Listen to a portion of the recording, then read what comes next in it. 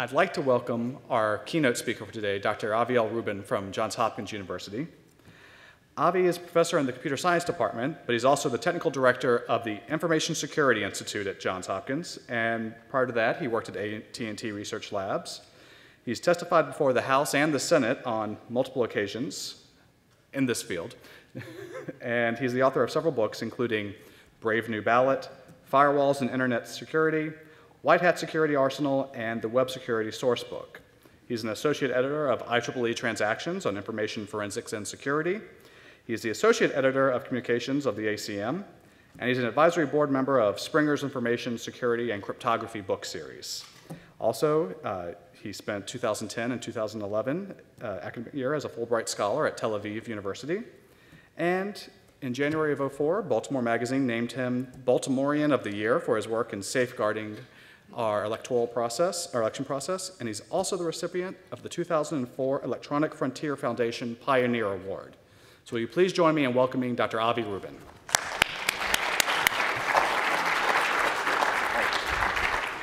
Thanks a lot for that introduction. So for 7 years of my life, I worked in electronic voting security, and that was pretty much my primary occupation. About 3 years ago, when I took my sabbatical, I decided that after working for 7 years on the same problem and feeling like the world was almost exactly where it was 7 years earlier when I started working on it, I would try working on something else. So I've been working for 3 years on healthcare IT security, which is also very interesting and has a lot of challenges both on the technical level as well as in the policy level. But I was asked to come talk about e-voting security today. And so I dusted off some of my previous talks and some of the ideas that I used to talk about, and I put something together for you. I apologize if any of my information is dated, and if I'm not up to date during the Q&A on what the latest developments are in e-voting, because like I said, I've kind of switched fields a little bit. Let me tell you how I got involved in voting. I actually got involved in it a long time ago in 1997, and I'm not counting that as the 7 years. The 7 years really started in 2003 when I immersed myself in it. And the 1997 story is a little bit of a historical perspective to understand just what kind of issues people were dealing with, both technical people, policy people, elections officials back then, because it was a pretty new thing at that point. So in 1997, I was a researcher at AT&T Labs, and I was in the security department. And I had never thought about or done anything related to electronic voting yet. And one day, a woman named Lori Craner, who's now a professor at Carnegie Mellon, but who was in my group at AT&T, asked to call a special lab meeting of the security group at AT&T Labs. And so we all sat down to hear what it was that Lori wanted to talk about. And she said that she had been approached with a very, very interesting opportunity. It appeared that the government of Costa Rica had decided that, Costa Rica is a country that prides itself on being very, very advanced technologically. They have all kinds of systems, and this is in 1997, where they try to push technology as much as possible. And so they decided they wanted to lead the world in election technology and move to electronic voting. And why would Costa Rica want to do that as opposed to other countries? Well, they had a lot of good reasons for wanting to do that. Costa Rica has, I'll tell you a little bit about their election laws and about the way that the country is set up. Just like our Supreme Court is an independent body of government that's appointed for life, in Costa Rica there's an election commission, which is also an independent, nonpartisan government body that's appointed for life and part of their checks and balances. And the Election Commission decides everything about how they're going to run elections. And the head of the Election Commission had contacted Lori through some of the work she had done on election privacy for her PhD and said, could AT&T help us? We want to do a secure electronic election in our country. And one of the reasons why Costa Rica was such a good fit for something like this is that in Costa Rica, everyone is required to vote. It's a law. You're actually committing a crime if you don't vote. And you're supposed to vote in the same precinct where you were born. Most of the people in Costa Rica were born in Costa Rica. And throughout their lives, they went up to school, and then they ended up maybe living in some other part of the country. And there are a lot of people who are poor in Costa Rica. And so to deal with the fact that you had to vote in your home precinct and people didn't have a lot of money, the government makes Election Day a national holiday and provides free point-to-point buses in the country from anywhere to anywhere on Election Day. It's very expensive for them. But over the years, this became kind of a national holiday that they could look forward to, because on Election Day is when you got to see all your friends that you grew up with for free, right? And people had big parties in their hometowns, and it's kind of a very cultural, social event. And so there was always the possibility. I had no idea how politically charged voting can be, even though voting is obviously about politics, but in other ways as well. A lot of people would have strongly opposed the idea of not having this cultural ritual of getting a free trip home every time there's an election. That's a separate matter. So the thinking was like this. We have a very advanced technological country, and we've provided schools with computers. I believe in those days it was Windows 95, and the government had public schools. They had bought a bunch of computers for the public schools that they used in their education. And so they thought, well, we've already paid for these computers, and no one's going to school on Election Day, so why don't we, like the night before, move all those computers from the schools into the polling places, and then people could vote. And since computers can be networked, why don't we just, that morning, maybe we'll get up really early, we'll network all the computers together, and then you can vote wherever you are. You don't have to take a bus back to your home precinct. You just go into the computer and enter where you are, and the computer it's a magic box, right? It'll figure everything out, and it'll give you the right ballot, and you'll vote, and then you can get on with your day. So that was the proposition they brought to AT&T, and they said, you guys are technology people. Could you tell us how to do this? And by the way, we want to make sure that it's secure, that nobody could hack our election. So my first thought, which is important for me to realize when I talk to other people who are first exposed to the idea of electronic voting, even though I think by now there aren't too many people that haven't thought about it with a lot of media coverage in it. But average people, when they first think about it, have the same reaction I did. That sounds like a great idea. That was my first thought, because I'm a computer scientist, and I love applying computers to the next greatest problem and thinking that computers can be used to solve most of our problems. We use computers in doing inventory. We use them in arranging for travel, transportation, accounting, the stock market. We definitely should use them for voting. That was the thinking. And so the security group at AT&T Labs, which consisted of people like Matt Blaze and Steve Bellovin and a whole bunch of other people who, even back then, were pretty famous security guys, we all got in the room and we said, let's design a secure voting system using these computers from the school. And it wasn't long before we said, this is hard. What if somebody changes out the software? What if this, what if that? How do we know that we're actually running the right software? How do we know that? How does Costa Rica know? There's in South America and Central America, there's a lot of sensitivity towards their neighbor up north, trying to control puppet governments down there. How does Costa Rica know? We wanted to design a system that even we couldn't hack. And how do they know that we didn't just determine the outcome of their election if we wrote the software running on their computers? And we weren't willing to come up with a system that we ourselves couldn't cheat with. That's what we thought. The ideal is if we can say, here's a system, and by the way, there's no way we could have cheated, and here's a proof. We were unable to do that. And the more we thought about it, the more we realized that a computer is kind of a black box, and you can see inputs going into it, and you can see outputs coming out of it, but it's very hard to have a transparent way to see what happened inside of this computer when it was performing all kinds of computations. And in an election, as I believe Dr. Sherman alluded to this morning, you have all of these requirements. Like everybody has to trust that the right outcome came out, and everybody has to believe that even the people running the election couldn't cheat, even if they wanted to. And so we decided to take a small delegation to Costa Rica at their invitation. And Lori Craner and myself were the two that ended up going. I went because I speak Spanish, and no one else in the group spoke Spanish. And Lori came because she was the original point of contact. And our goal was to convince the Election Commission not to do this. That wasn't what we told them. We said, we've worked on this for a couple of weeks, and we want to discuss it with you. And so we went down to Costa Rica, and we went into one of the fanciest conference rooms I've ever seen. The head of the election commission sat at the head of it and actually pulled out a cigar and started smoking it.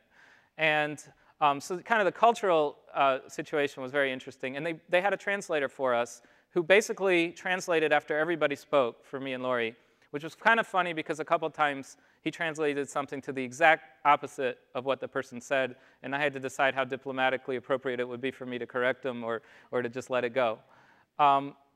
So the thing was that we realized as the conversation was going that what they were doing in the first hour of introducing everything to us was raising their enthusiasm level with this idea and thanking us and being so appreciative that we designed a system and that they're ready to use it, and how do we start?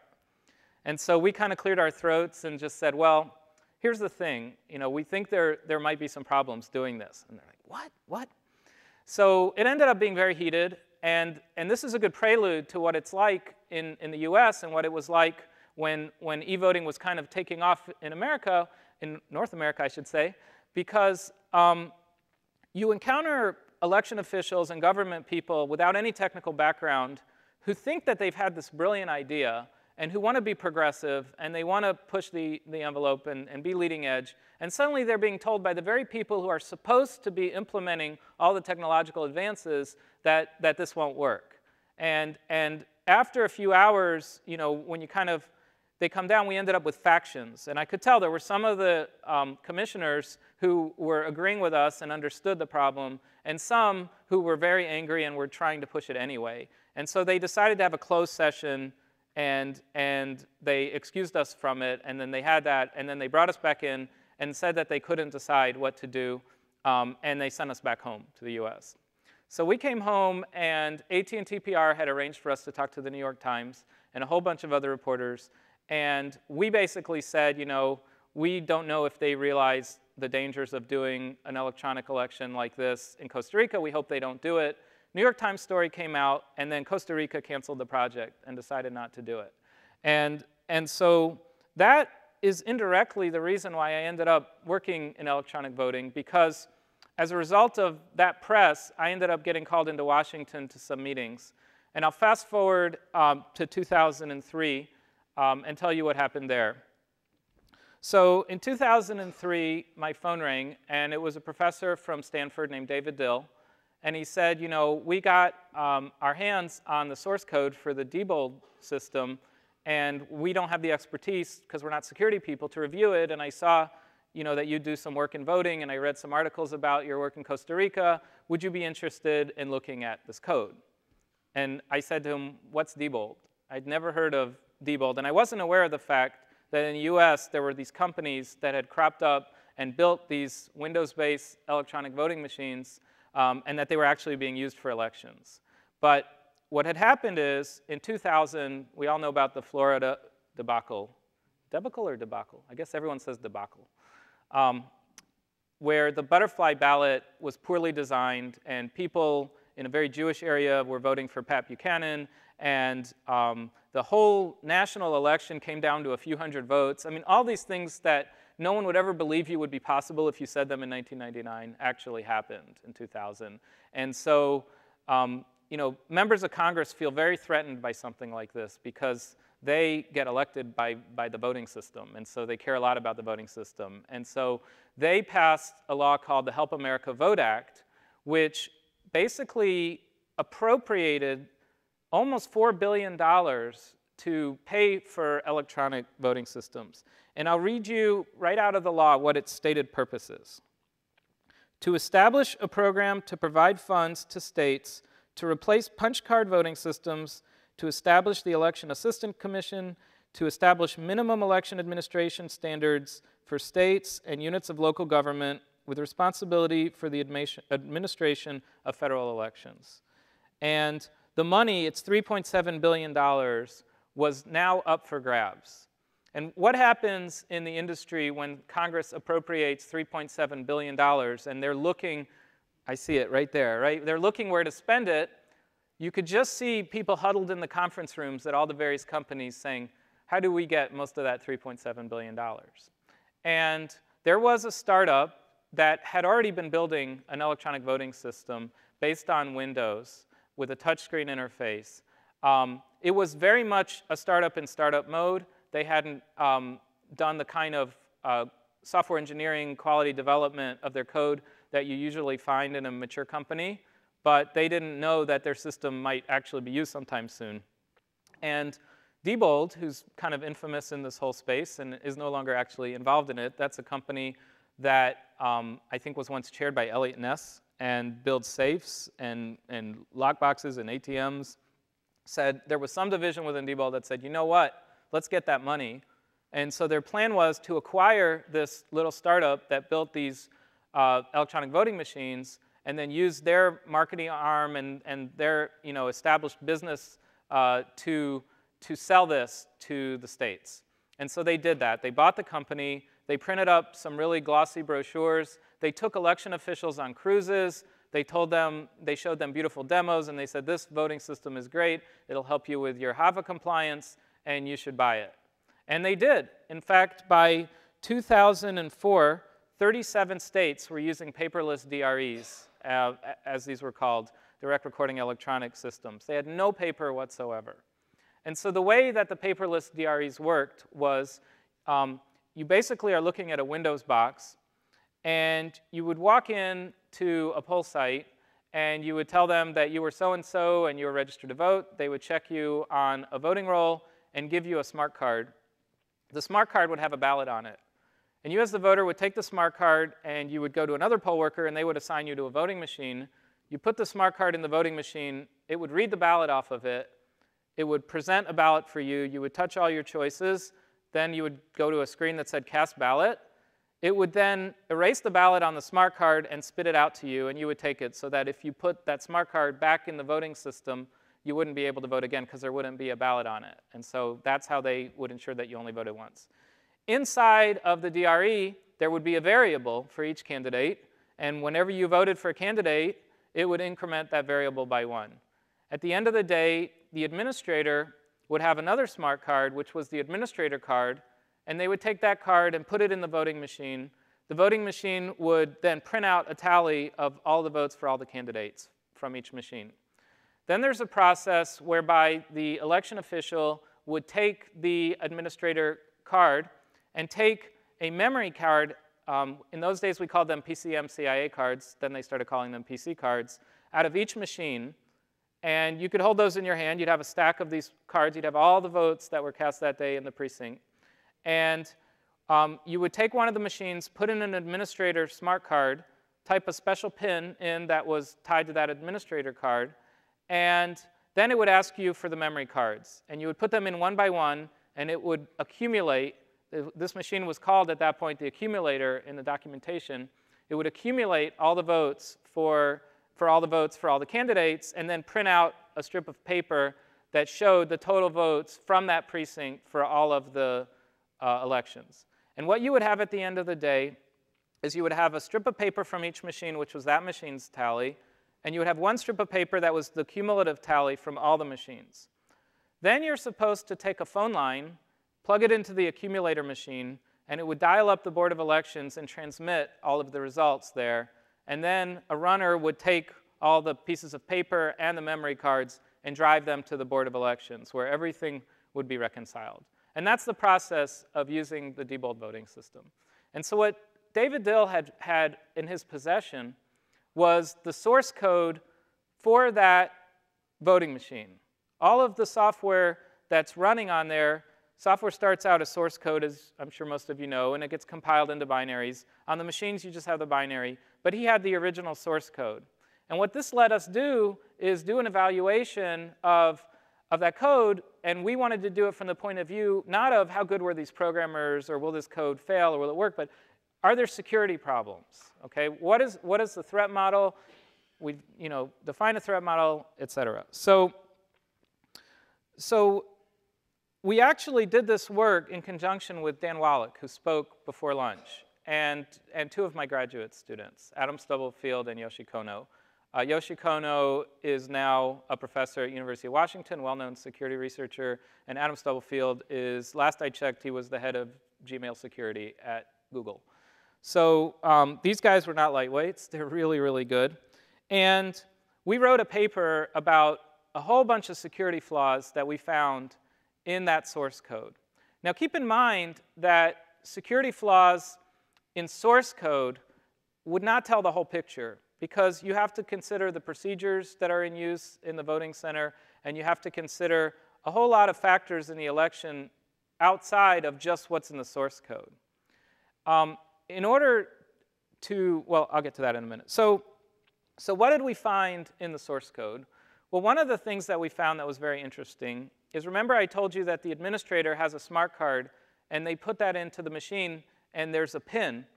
And that pin is used to activate administrator mode, where you can turn a machine into an accumulator. You can also change votes with it. You can cancel votes. You can do a whole lot of administrative functions once you know that pin.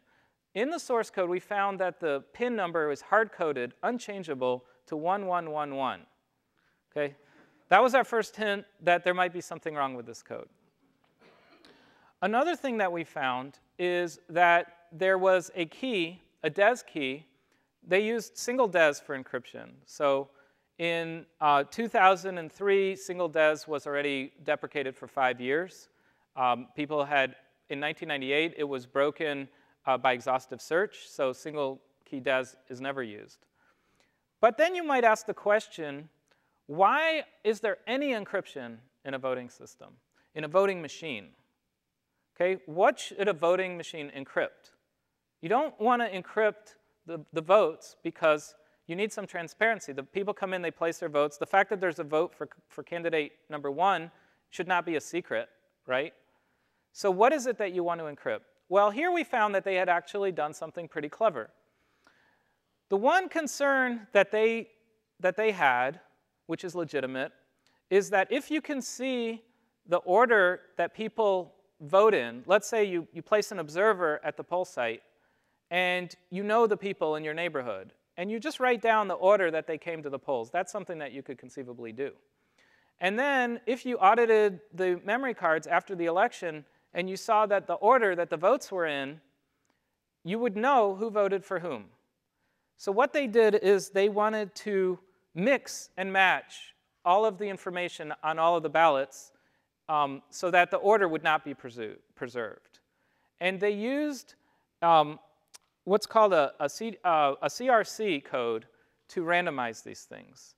Unfortunately, CRCs are not secure for that. And there's a quote from Bruce Schneier's book about how CRCs cannot be used for cryptography. It seemed like every place that they had some idea that we found in the code that involves security or crypto, they did something fatally wrong. Not only did they use DES, they used it with a static IV, which is a mode that you're not supposed to use DES in. We wrote about a 15-page paper with many, many different flaws in the code. And one of the biggest problems that we found was the overall quality. For example, we found one block of code which had 5 levels of nesting with if statements with 7 different conditionals with no comments. So that's the kind of code that if I wrote it and then I went to lunch and I came back, I could have no idea what in the world it said. I couldn't figure it out. And there are ways of writing code that's much more readable. And anyway, you should be commenting that code. Next, we found that there were comments in there saying, this is a bit of a hack for now. Need to make sure that the bool flag didn't bleep. That's a quote from the comments. And throughout, so what we had here looked like an alpha, maybe beta version of something that somebody was working on that immediately got commercialized and sold as a voting system. So one of the things that happened was, after our report came out, there was a little bit of a tension with the state of Maryland, because this was completely coincidental. But from when I got the call from David Dill until we finished our review and then wrote our paper, and then a story about it appeared in the New York Times, happened to be the day after Maryland announced that they had just spent millions of dollars buying the very machine, the Diebold AccuVotes, which we were about to use in the next election. And so all that bad stuff that I can't say the word because I have little kids hit the fan. And it was crazy, and there were all kinds of hearings and a lot of press.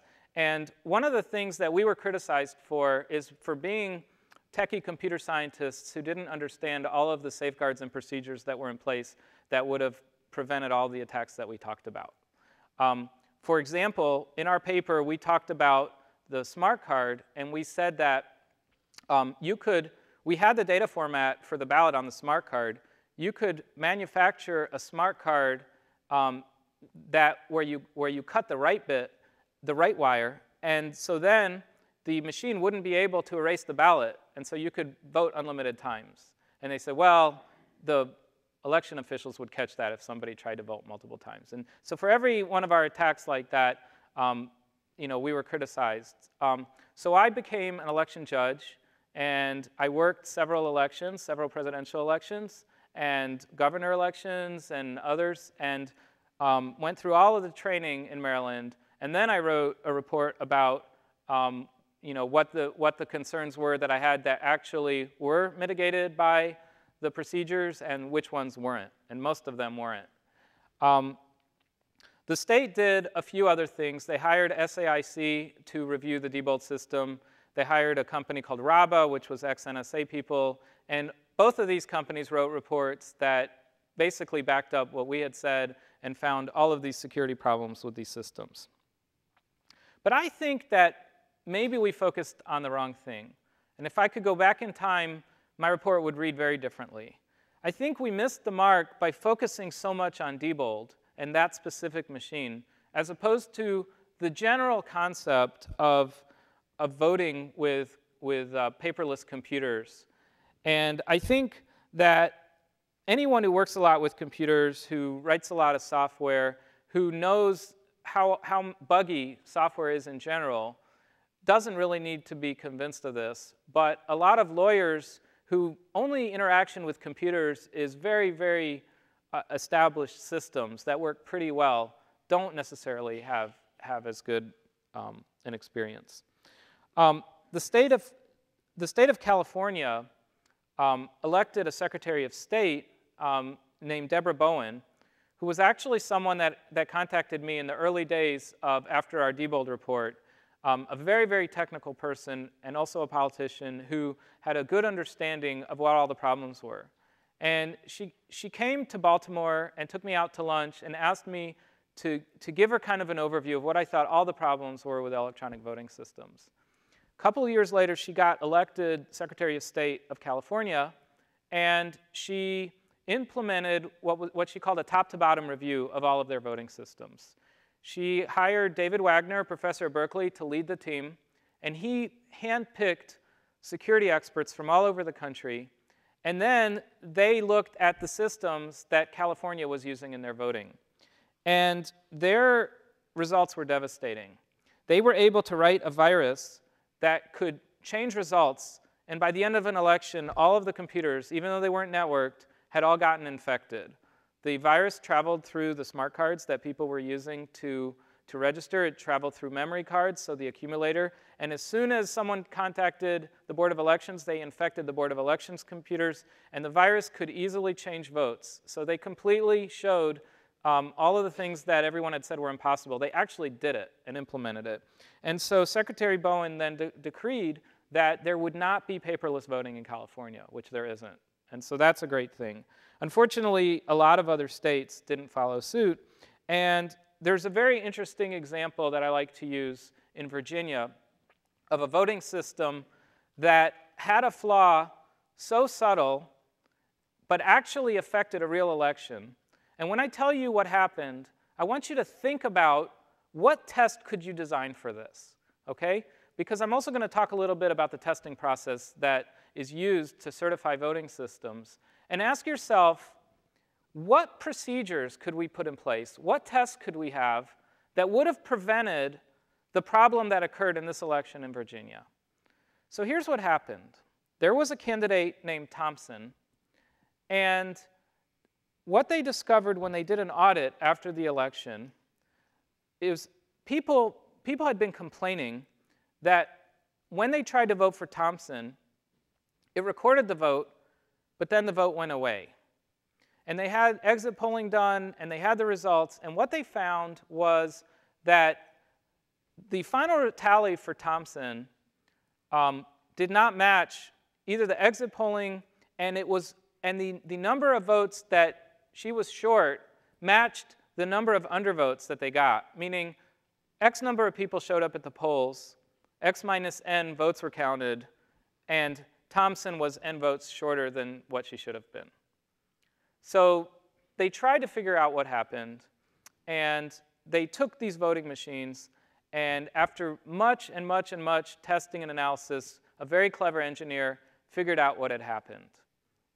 The way it worked was there were all these squares on the screen next to the candidates' names. And the voting machines, when they were in the polls, they sat up on this stand with a privacy screen. But it was a very nice design where the screen would fold over, the stand legs would fold in, and you could turn the whole voting machine into something about that big.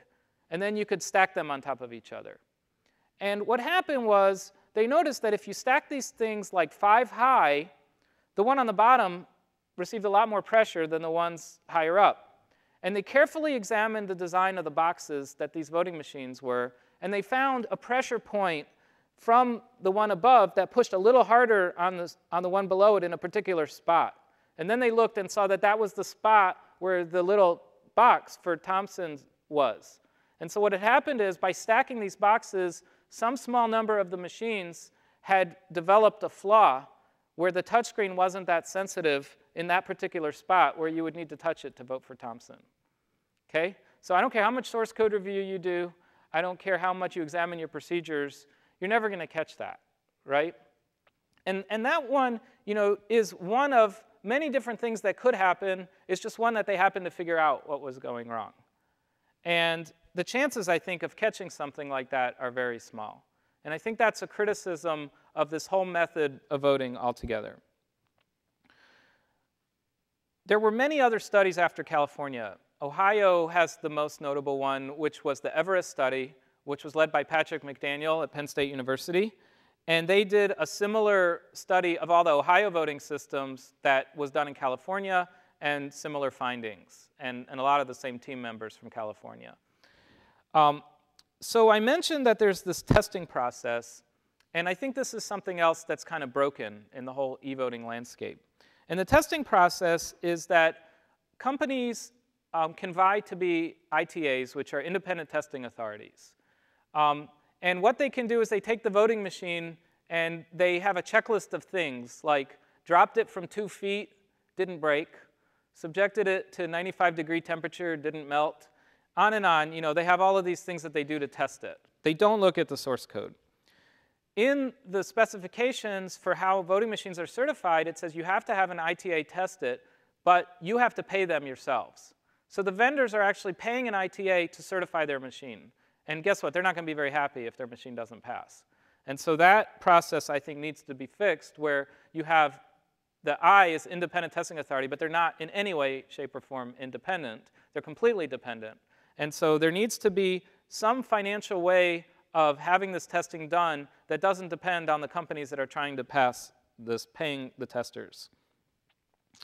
I'll tell you one more exercise that I did, and then I'd like to open it up to questions.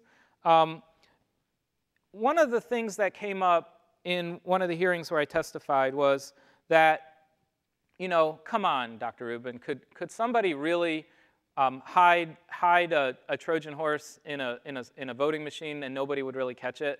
Come on, that's not really possible. And I have several answers to that, and I did my own study on this. So the first answer is, well, I never said the problem with e-voting is someone hiding a Trojan horse at a voting machine. Okay, that's a straw man.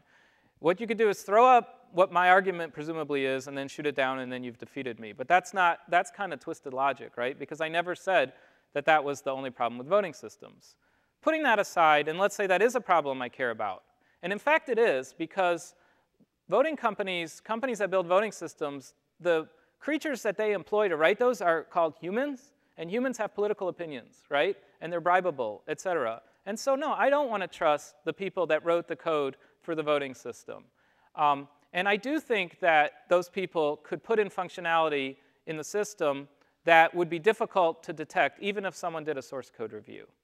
But it gave me an idea for a project to do with my course, because I teach classes. Every fall I teach a course that often has 45 to 50 students in it. And I decided to use my free labor guinea pigs to put them to good use. And so what I did is I had a project in the course, and I see all the students now snickering. That's how we view you guys. So what I did is I said, here's the project I want you to do. I want you to build a very simple voting machine. I gave some specifications for what I wanted it to do. And then when you finish, you have 1 month to build it. Okay, now every groups of 4. So say we have 40 students in the class. I get 10 groups of 4, and I have them submit a voting system. And I have them write it in whatever programming language they want, whatever they're the best at.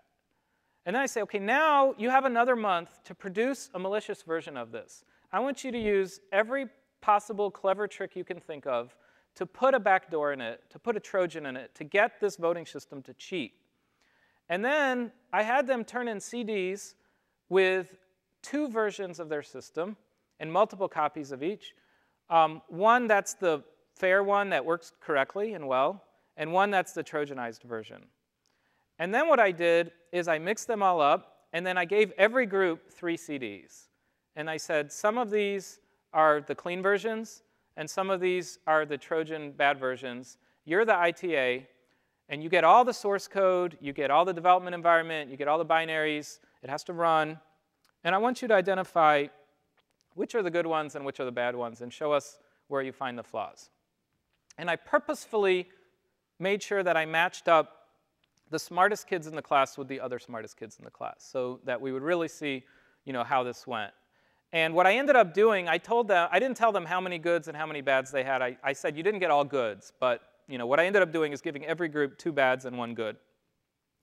And it was pretty amazing to me how clever these guys were, only given 1 month and being students, to hide malicious activity in code in plain sight, where you have someone looking through it who actually knows that there's probably something wrong there and still can't find it.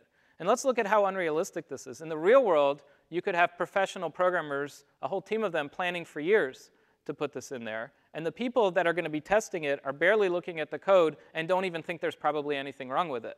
Versus having students here only have a month to come up with their clever thing, and then they know there's probably something there, and they still couldn't find it. I'll just give you one example of what one of the groups did. They came up with a That 70s Show theme, and so all the candidates had like big bushy hair, and they had all these GIF images in their voting system, which is very kind of visually pleasing voting system. And what they did is they wrote a bunch of malicious code, and they took the binaries and they spread the bits out in the low order bits of the GIF images that were in the program. And then they had a little extraction tool, and then they encoded their extraction tool. What the extraction tool did was it pulled the bits out of those images and put the code back together.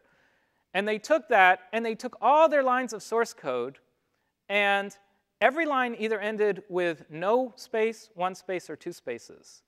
And so they had a trinary code that they used to encode that program. And then in their make file, they had a backtick that called a batch file that they had on the machine. And what that batch file did was extracted the spaces from the source code file and then used that to pull the other program out and get all the way to the malicious code, which changed the votes from one to the other. Now, if you looked at the source code on your screen, you might not notice that there are some 1, 0, or 2 spaces at the end of every line. If you printed it, you definitely would not notice that. And so do all the source code review you want. The only way you would catch that is if you caught that backtick and you got lucky and you were able to actually reverse engineer the entire thing, which nobody did. And I ran this several years. I did it a little differently. One time I had them build a poker game, and then I had the teams have some way of cheating while they're playing poker by certain combinations of actions. And I've overwhelmingly found that it is much, much easier, and this was my intuition too, to hide malicious activity in code than it is to find malicious code in code. I even told them one of the rules was your code can't be obfuscated. If someone looks at your code and says, well, this is weird code, so you're obviously hiding something here, that's not acceptable. It has to look legitimate. It has to look real. So That's kind of some of the fun that you can have as an academic when you're looking at voting systems. Over the years, over those 7 years, I had a lot of other technical projects that we worked on. We built a system where we tried to minimize the TCB, which is the trusted computing base, and built a voting machine that relied on 300 lines of assembly code to bootstrap the rest of the system. Completely unusable, somewhat crazy, but still shows, if anything, it kind of demonstrates the extremes you have to go to try to build something trustworthy and reliable. But the way I always like to end my talks is that, because people would ask me, this is so bad, I think I shouldn't vote. And I would say there's only one way to guarantee that your vote will not count, and that is not to vote. If you don't like the voting system, you should still vote and then complain about the voting system. And I'll stop right there and take some questions.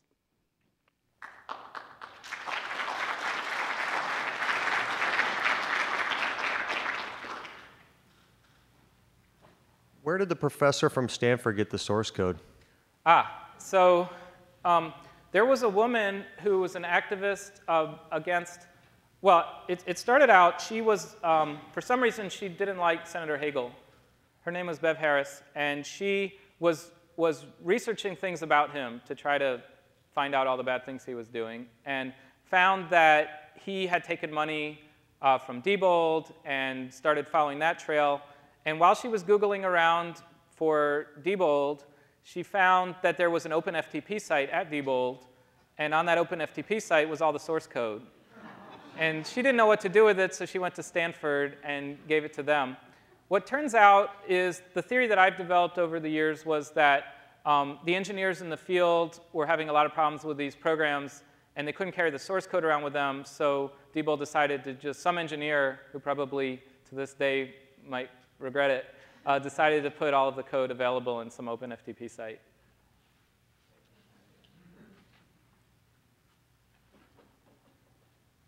Yes, is it possible to get to the microphone, or I can repeat it if it's a short question? It's a short question. You described the Maryland process. Right. You became a judge to run and so on. It's still in action today, and you were in papers talking securities. How do you reconcile the two? So the question is, how do I reconcile the fact that despite all the publicity around the problems in Maryland, they're still using insecure voting today? I wish I knew. I felt that for the amount of time where I was immersed in this, I did everything I possibly could, and dozens of other people did everything they possibly could. I was working with one of the delegates in the Maryland House to write a bill that would have required not paper trails, but paper ballots. There's a big difference there. And that bill ended up passing unanimously and getting signed by the governor, but nobody appropriated any money for it. And so that system didn't make it. What's the next frontier into securing voting? I think that you saw it this morning. I think the next frontier is the kind of system that Alan Sherman was describing that has end-to-end security, where you can guarantee voters that they can verify that their vote is in the final tally. And regardless of what happens in the computer or the mechanisms, the cryptography can protect you. I've always been torn about these systems. I'm a huge fan of the technology and the science behind them. But when I talk to election officials about them, their eyes glaze over, and they say, Grandma's not going to understand how this works. The flip side of that is that Grandma doesn't need to understand how this works because she doesn't understand how the internal combustion engine in her car works either, but she can drive it.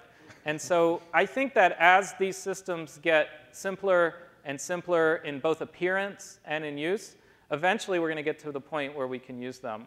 Well, when I was in Israel on my sabbatical, there's a group there that's building a receipt-based electronic voting system that's cryptographic end-to-end. They're calling it Wombat, and you can Google about it. Alon Rosen is the professor there who's doing it. And to me, that was the best system I had ever seen in terms of auditability and security, accountability, and transparency.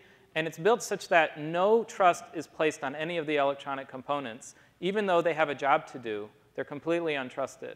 And I tried to describe that to my wife, who is an attorney and very non-technical person, and was unsuccessful describing it, how it works. However, if she was with me, she could have used it. So I think if we get enough people out there saying that this system is okay, then maybe there can, Ron Rivest once suggested the following, which I think is a good metric, which if every 8th grade science class around the country is doing a project to verify the voting system as their kind of year-long project and is successful, then we'll have a generation of people growing up believing that this is a good system. Thank you very much. Yep. Do you believe open sourcing the entire voting application would assist in this process? The answer to that is that I don't think the security should depend on the code. And so I think it shouldn't matter whether it's open source or closed source, because if the security does not depend on the code, then the code can be anything.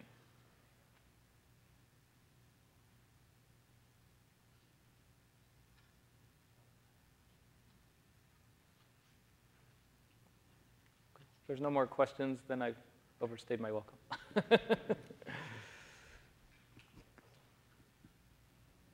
Okay, thanks.